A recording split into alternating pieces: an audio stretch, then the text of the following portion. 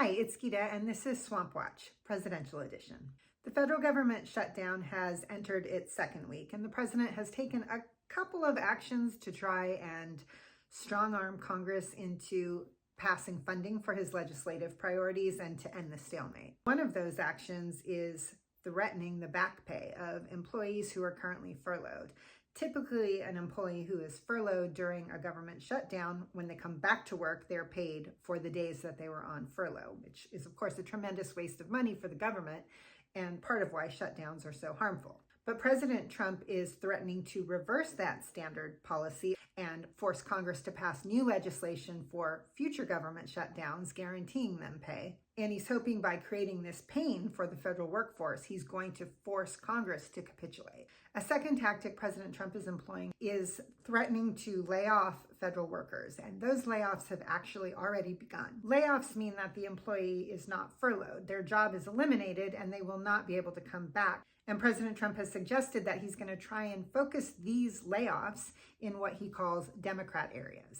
At least 7 departments have seen their workforce slashed already. That includes 176 workers in the Department of Homeland Security, 187 in the Energy Department, 315 in the Commerce Department, 442 in the Department of Housing and Urban Development, 446 in the Education Department, about 1,200 from the Department of Health and Human Services, 1,446 from the Treasury Department. Those layoff notices began going out shortly before the weekend, and some departments have been particularly hard hit.